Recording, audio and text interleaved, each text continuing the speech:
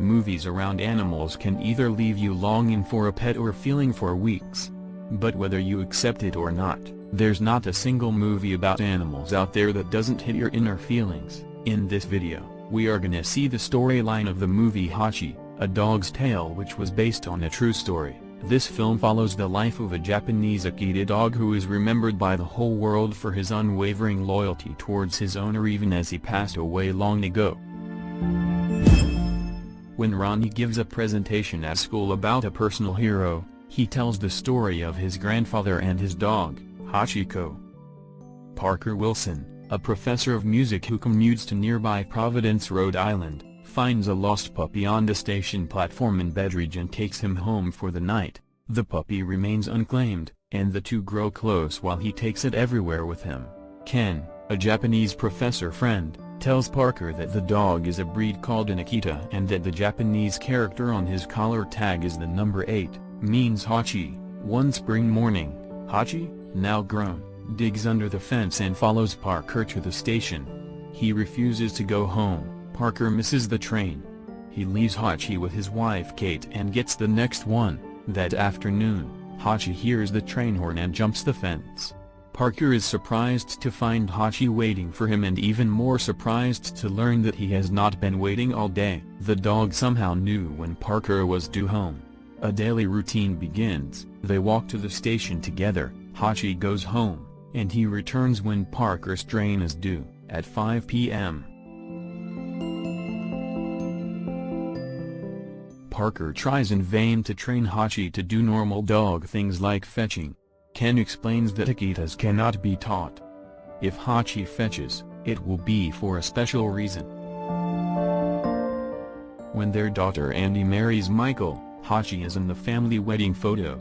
Eventually, Andy announces that she is pregnant. One winter morning, Hatchi behaves strangely, but then follows Parker to the station with a ball, and, to Parker's delight, fetches it for the first time. After they play for a while, Parker puts the ball in his pocket.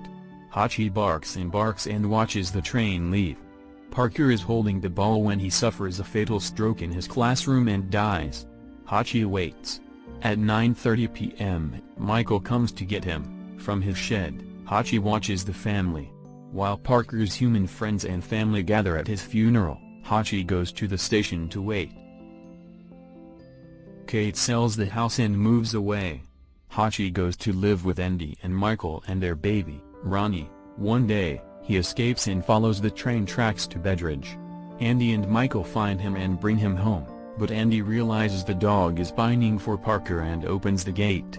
He licks her hand and runs to the station. Every day at 5 p.m., Hatchi waits for his best friend, the hot dog seller, Joss Jeet, and others feed him. After a reporter writes a story about him, people send cords and money to the station. Hatchi never gave up hope and continued to wait for more than 9 years for his owner to return. The 10th anniversary of Parker's death, Kate returns to visit her husband's grave. Ken is there, too. She is moved to see a now elderly Hatchi taking his usual position at the station.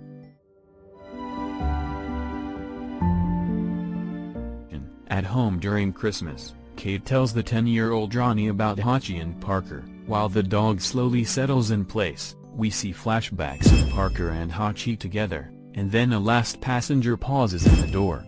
It is Parker, who calls Hatchi. The old dog raises his head, and we see him run into Parker's embrace.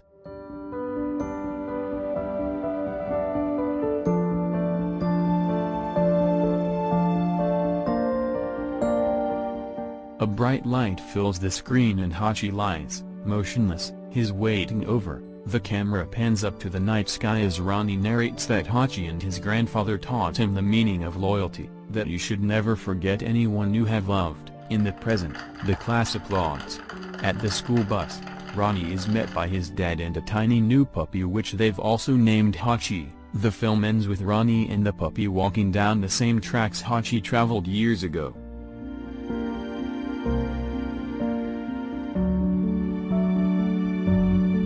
Thank you so much for watching. Please don't forget to subscribe to our Beast Our Best.